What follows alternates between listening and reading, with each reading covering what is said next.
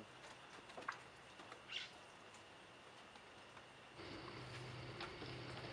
So the question becomes, what do you do when a CPS official comes knocking at your door?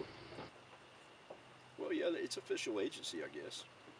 As official as an unlawful body that acts illegally can be. The first thing you do is ask them for a warrant, because under their own protocols and procedures, they're required to have a warrant to come into your home. And if they bring the police, you inform the police officer that they have no warrant to enter your home. Police officer can't come into your home either. Most of them don't realize that, but once you tell them that there's no warrant, they can't come into your home either.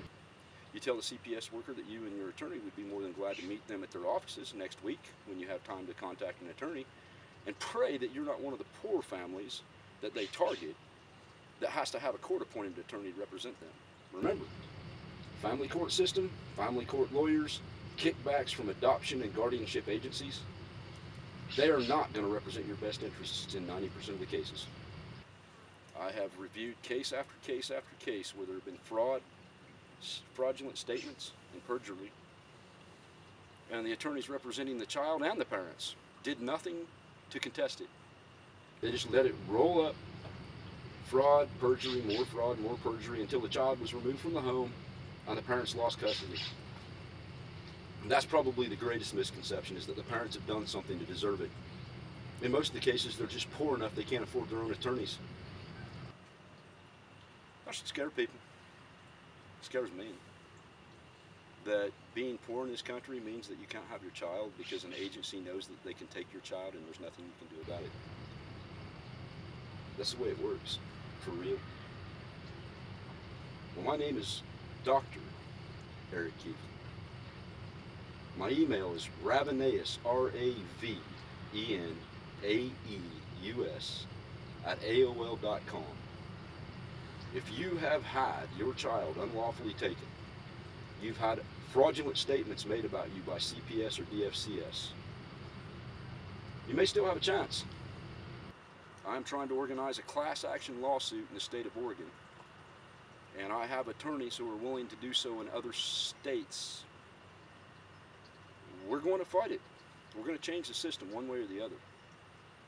I flat out said I'd be bankrupt or dead before I'd quit the fight, and I meant it. My book's free. Send me an email. I'll email you an electronic copy of the book for free. I can't make money off of this kind of misery that families and children are suffering. Again, it's Raveneus, RAVENAEUS, @AOL.com. If your child's been taken, your grandchild's been taken, your niece or nephew have been taken, contact me. I will find you an attorney. I will help finance the class action suits. I will run advertising in your state, see if I can't get more people in your state to come on board. But the fact of the matter is it's going to be a long fight. They've entrenched themselves and surrounded themselves with agencies that they make money from no matter what they do. Kickbacks and bribery, immunity, unlawful conduct, perjury, fraud, extortion, kidnapping. It's not a mafia.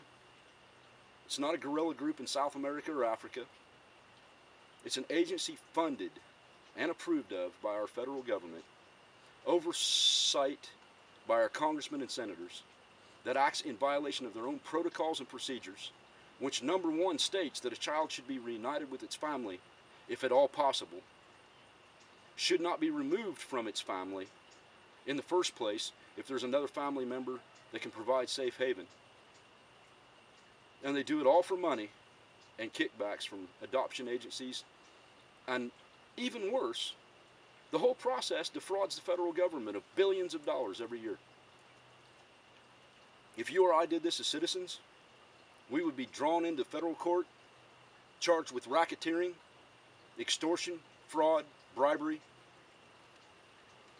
We'd be in prison for 20 years. We may never get out, especially if we lost one of our children in the process. Couldn't tell anybody where they're at. They ran away at 4, 6, 8 months old, 2 years old, 6 years old. Don't take my word for it. Spend a half an hour online typing in atrocities horrors, fraud, perjury, with the initial CPS or DFCS behind it. You'll find out that what I'm saying is the tip of the iceberg and is not the most heinous and evil things that they do. Unfortunately. And then write your congressmen and senators. Write your state representatives, your attorneys general, and demand a change. Because that's how it's going to happen. Thousands of children every month, tens of thousands every year, taken away from their families without cause, for money. It's disgusting.